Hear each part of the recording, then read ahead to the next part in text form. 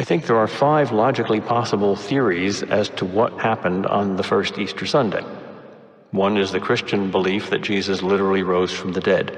The second is that Jesus never died on the cross in the first place, but was in a swoon or a trance which was mistaken for death. The third is that he died but didn't rise, and his apostles simply lied. This is the conspiracy theory.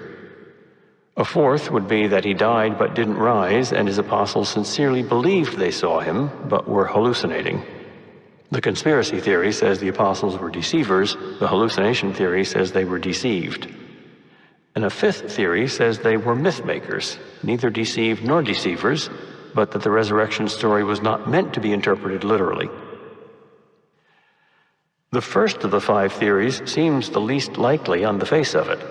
The only convincing argument for this belief would seem to be not any nuancing or revising of the claim in order to make it less shocking, but an examination of the other possibilities and a refutation of each one of them on the basis of data from the text, from history, and from common experience and common sense. Only if the 4 alternatives are thoroughly refutable, and the Christian alternative is not, does there seem to be good logical reason to believe the Christian alternative. So let's see how strong that case is. The swoon theory seems the easiest one to refute.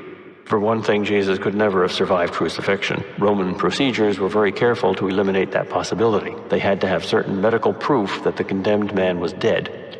And his disciple John, who claims to have been there, certified that he saw water as well as blood come from Jesus' heart when the soldier's lance pierced it, showing that his lungs had collapsed and he had died of asphyxiation.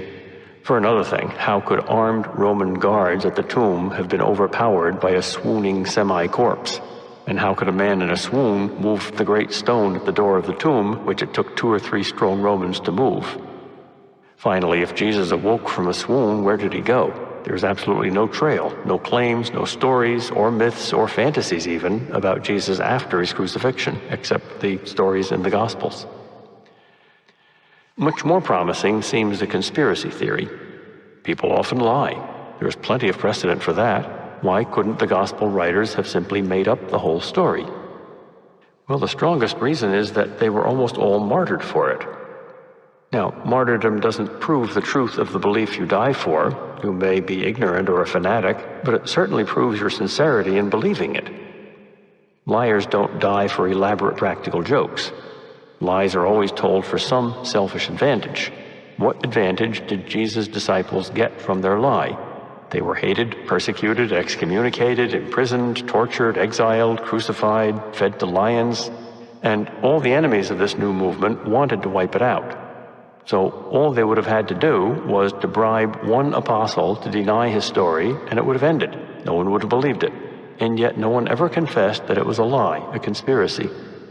Also, if it was a lie, then Jesus was dead, and both the Jews and the Romans would have been able to produce the corpse, to prove that to everybody, and this new Christian movement, which they both feared, would have been totally dead in the water. So where was the body?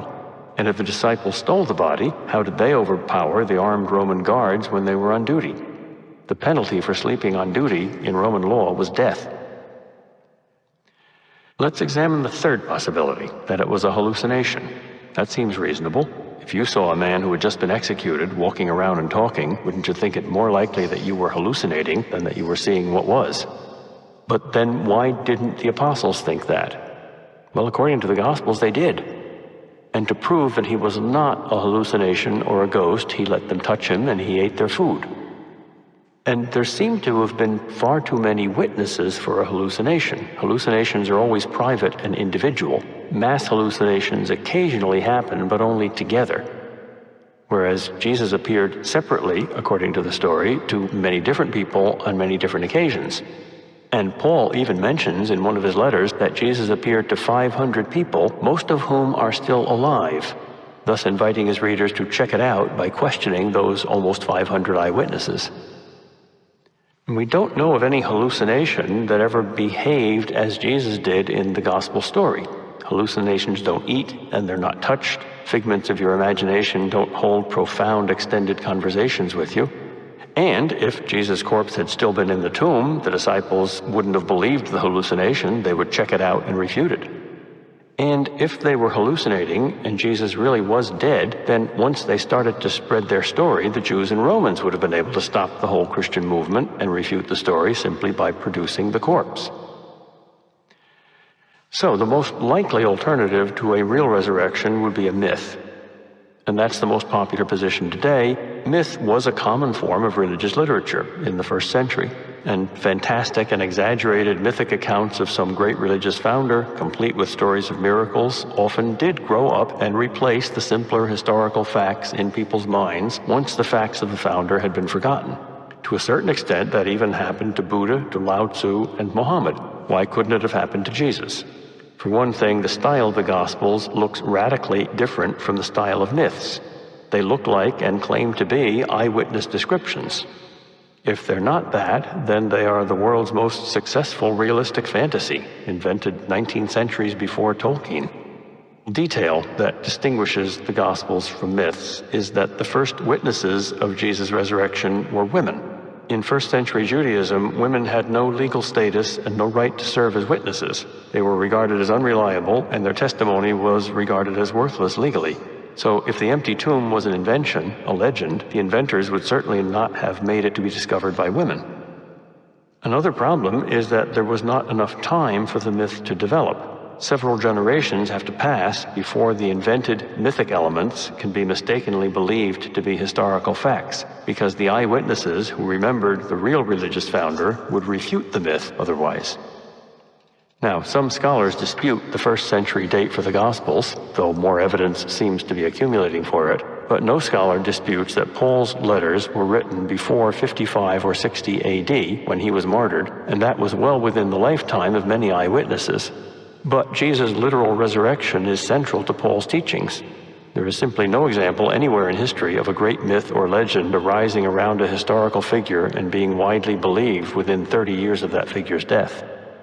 Also, there is a simple textual proof that the New Testament can't be a myth, which Christians confused with literal fact, because it specifically distinguishes the two and refutes the mythic interpretation, for instance in 1 Corinthians 15 and in 2 Peter. And if it explicitly says it's not a myth, then if it is a myth, it's a deliberate lie rather than a myth. So we're back to the old dilemma: the apostles were either deceived or deceivers.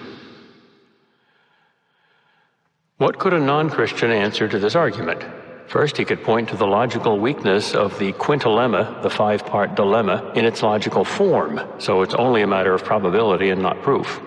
And even more crucially, you have to be sure your alternative possibilities are exhaustive, that there is no sixth possibility in addition to these five, and that it is impossible in principle. Well, any disjunctive syllogism, any either-or syllogism, in the form of it's either A or B, it's not A, therefore it must be B, has a weak first premise. How can you ever prove that it must be either A or B? That tomorrow someone won't come up with a C, another alternative that no one thought of today.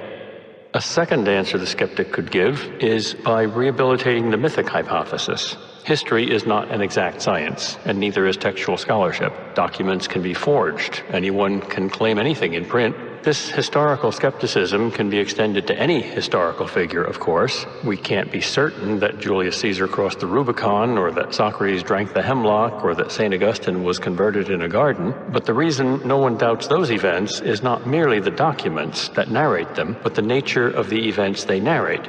No one claims Caesar rose from the dead.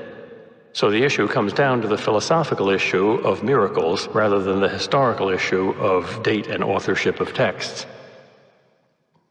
You see, upon logical analysis, all or most of the issues turn out to be connected and dependent on each other. A kind of package deal.